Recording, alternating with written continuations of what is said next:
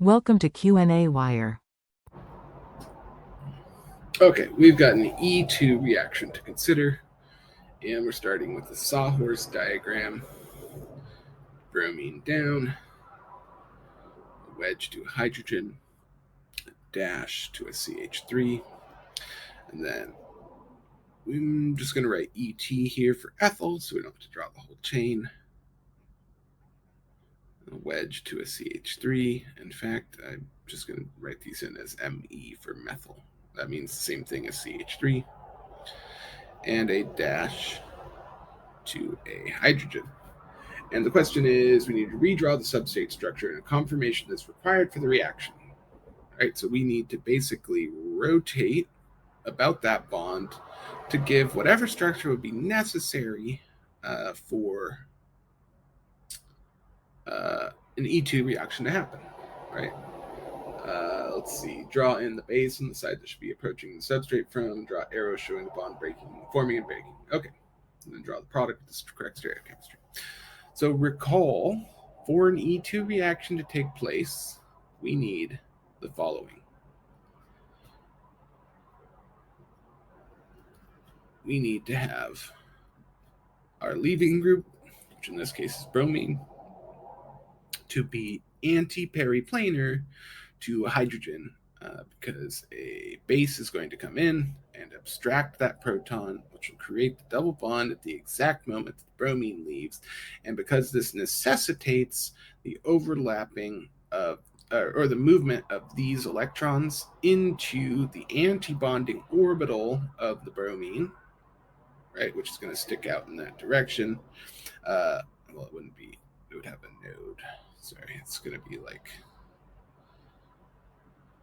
something like that. Yeah, and for that reason, we need these electrons to be in an orbital that are aligned with that orbital. Right, so it's just necessary to have this anti-periplanar configuration. So we need to rotate about this bond such that this hydrogen is pointing straight up. So let's do that. Erase this. And then we'll just kind of have to think about what would happen to the other groups if we've made that rotation. All right. So I'm going to redraw the right-hand side exactly the same.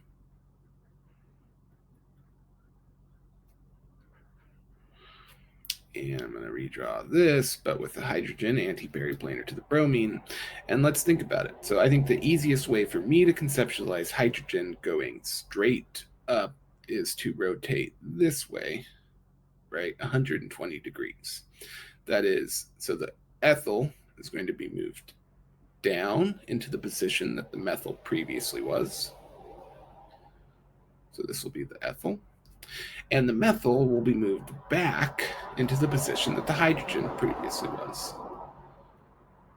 Right? And so the hydrogen is coming up and around to the top. That's how I like to think about it. Okay. Now we need to draw the base coming in. And do they tell us the base? Yeah, it's an OH minus. And we need to draw the correct mechanism, which I guess I've sort of already done, but only with a sample sort of example, not the actual correct molecule, right? So this lone pair on the oxygen will abstract the proton. The electrons from the carbon-hydrogen bond will begin to form the carbon-carbon double bond while the bromine leaves. And the other thing, I guess, that we need to consider is that when we form this double bond, we will retain some of the stereochemical information, right? So if an ethyl is anti to a methyl, as it is in this case, these are, right, this ethyl is coming towards us while the methyl is pointing away. Specifically, I'm talking about this ethyl and this methyl. Then they will have that same relationship across the double bond, right? So they will be whatever's anti to each other here will be trans across the double bond. Right, so if my methyl is pointing straight up, then my ethyl will be pointing straight down. And I've also got an methyl and a hydrogen that are anti to each other. Okay. So that is the correct stereochemistry for the product. And yeah. Oh, there's another problem. Oh, okay. Well, I'll step through this one too. Okay. Nothing there. That's a methyl. So Me. Damn, I didn't notice two things. Okay, and an OH here. And the first thing is to react with TsCl chloride. Recall that TsCl chloride won't replace this OH. It'll just tack a bunch of crap onto it so that it becomes a good leaving group, which means the product of this first reaction will be an O that's now bonded to a sulfur that has a double bond to an oxygen, another double bond to an oxygen, and then there's a benzene ring. Okay, so that's what happens when you react with the TsCl chloride and pyridine. And then from there, the nucleophile, the methane thiolate will come in, which is MES minus lone pair, comes in and displaces this oxygen.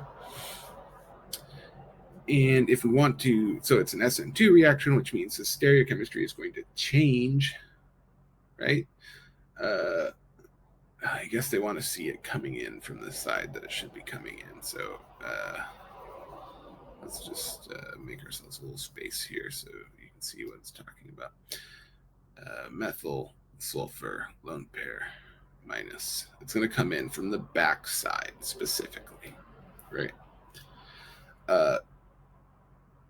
So the way I would think about that is that this is the carbon that we're interested in, right? That's green. And previously we had a bond to oxygen that was down and in the plane. Well, now we're going to have a bond to the sulfur that's up into the plane. Right, so now we've got a thioether linkage.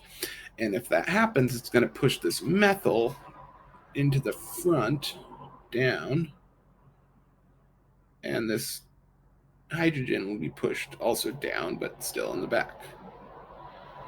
Right, and we can double check that, but the stereochemistry here should still be correct.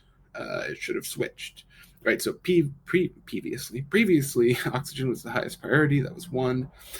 The ethyl chain was 2, and the methyl would have been 3. Hydrogen would have been 4. So this was counterclockwise S, right? And now this is the highest priority. Second highest priority is over here. Third highest priority is there. And hydrogen in the back is still 4. So it's changed to R, right? So we have swapped the stereochemistry, which is what we expected to happen, which means we redrew the product correctly after the SN2 reaction.